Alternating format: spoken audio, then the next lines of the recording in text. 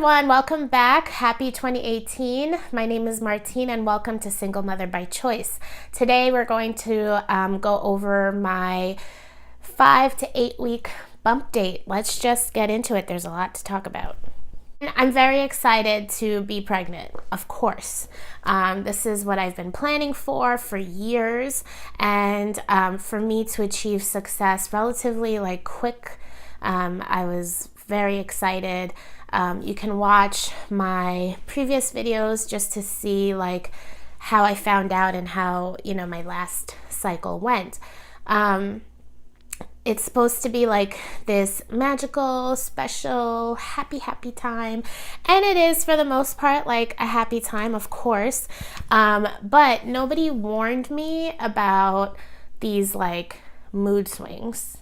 I mean, I guess I'd heard of them, but I didn't think they would be that intense. So let's get into some of my symptoms and how they might have affected other people and possibly almost gotten me killed. So in terms of mood, definitely my patience went from this much to this much. I had no patience for anyone or anything. If you were not on your game that day and doing what was expected of you or what I expected to get from you, I was a raging lunatic. Especially, I don't think I took it out on people as much as I could have. I tried to, of course, maintain some composure. I took a lot of deep breaths and tried to be nice. It was hard though. So no patience, and I think bitchy would be the perfect word. I mean, I don't consider myself one normally. I'm actually a nice person, I think, and try to respect other people and try to be nice to people, but I just couldn't hold it in, I just had no patience for people, and that caused me to feel annoyed and angry. I also really felt a lot of anxiety. So, I graduated during this time. I think it was at 6 weeks. I graduated from my fertility clinic. I no longer needed to go. And that was really hard for me because I was used to going in every single week and seeing my little peanut, seeing the heartbeat, or hearing the heartbeat too. At the end, I got to hear the heartbeat. And seeing its development. But once that was over, it caused me anxiety. I'm oh my gosh, am I still pregnant? Is the baby okay? I don't feel anything. And of course, it's so early, you're not really supposed to feel anything. But it just took away that comfort of every week, going in and seeing, peanut. So that caused some anxiety for me. Generally, I've been feeling really good. I'm not nauseous, thank God, but I am very, very tired and unmotivated, which is why it took me a bit to get back on here, not only because we had vacation, I was on vacation from work, but also because I just didn't feel like getting out of bed a lot of times because I was tired. I slept a lot on my vacation, and that gave me some energy back. But the minute I do anything, so I'll start a task, I'll do some stuff around the house, or I'll go out for a bit, and then midday I'm just ready to sleep. I'm ready to get into bed and sleep for a minimum of 2 hours. And even after 2 hours, I feel like I could sleep some more, but I don't want to sleep my whole day away. So I would sleep a lot during that break, and so it was really hard to get out of bed and make a video and talk. I just wanted to sleep. The other thing that I've experienced too, I don't know if you can hear it, is congestion. So I was sick sometime in September. I had a cold, and then that went away. And now I'm just congested all the time. I don't have any other cold symptoms or anything. It's just I'm not coughing, I'm not sneezing. It's just this constant congestion. And I read somewhere, my mom mentioned it to me first, but then I followed up and read up on it, and it looks like, because you're producing more blood and stuff like that, I know it can cause like congestion in women. So that's one of my symptoms, but I'll take it over nausea because my best friend who's pregnant, she's 2 weeks ahead of me. She's sick like every night, and like she has food aversions and stuff like that, and got sick a couple of times. So I don't envy that. So I'll take congestion and fatigue anytime. Like I'll just take it. No cravings so far, but in my next update, we'll talk about that because that's changed. So I saw a midwife. So I graduated from my fertility clinic and I made an appointment with a midwife because that's who I wanted to be responsible for my care.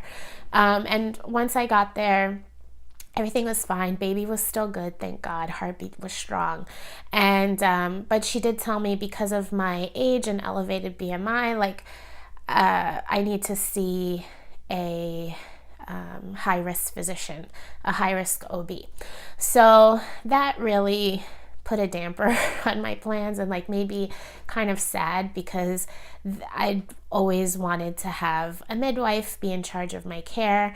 But I totally understand, like, baby comes first and my health too comes first. Like we all want to be healthy and happy.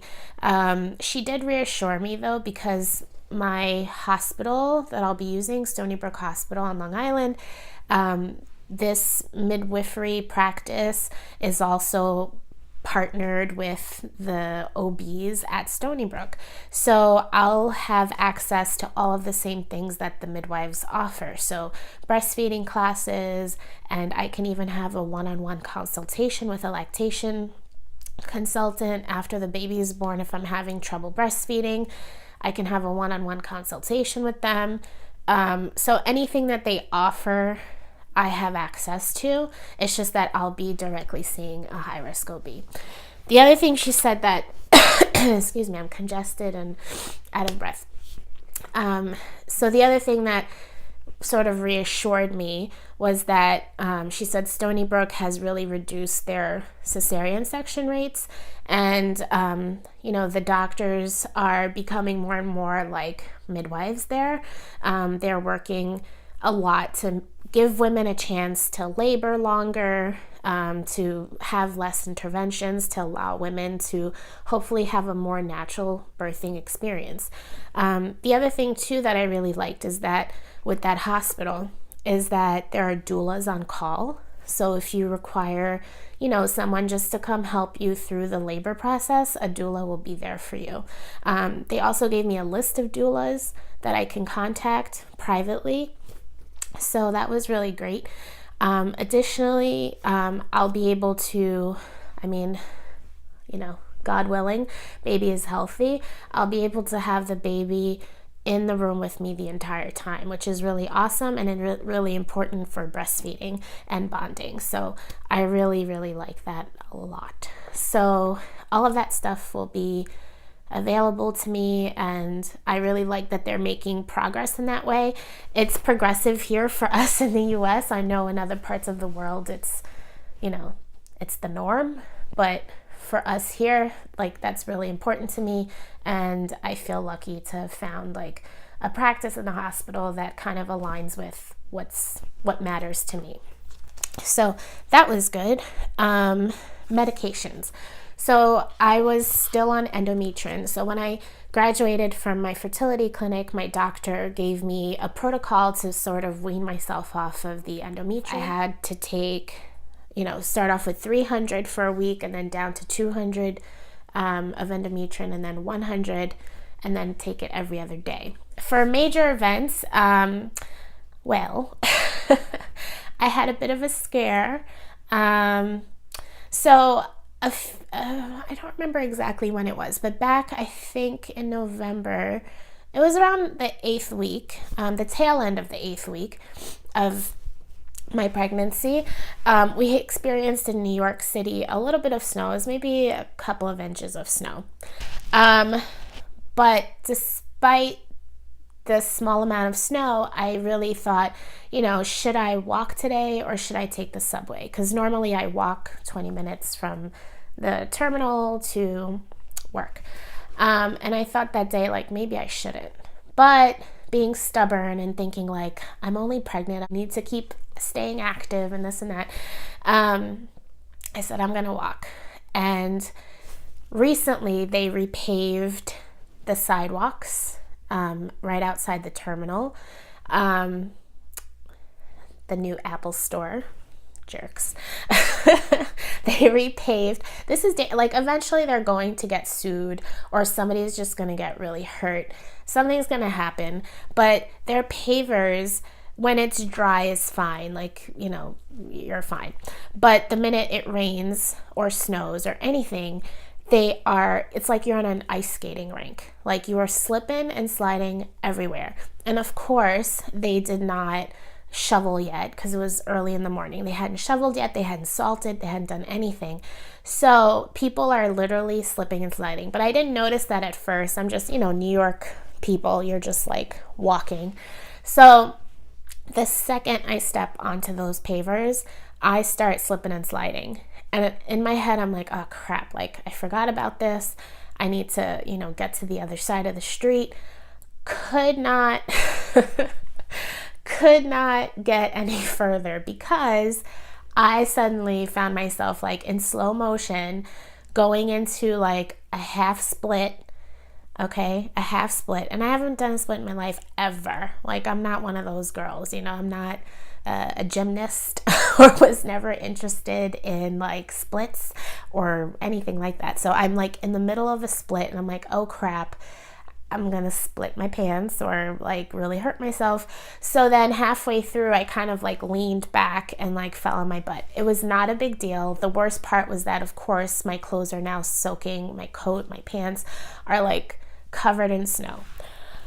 But still, because I'm anxious and I'm like, what did I do? I should have just listened to myself and taken the train. I became like really anxious and worried. But I looked it up online and I called my mom, who's a physician's assistant. I'm like, listen, like, is this okay? Whatever. She's like, don't worry. Like, are you hurt? Was it a hard fall? I said, no. So she's like, don't worry about it. So I didn't.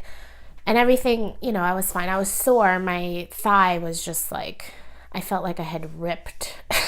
Those muscles had never worked so hard in their lives.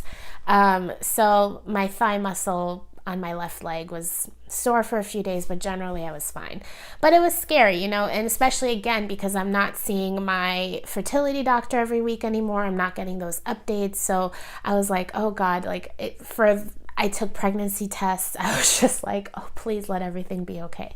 Yeah, that was it. So that was my major event for weeks 5 to 8. So before I say goodbye, I just want to ask you guys to leave any comments down below, and don't forget to like and subscribe, of course.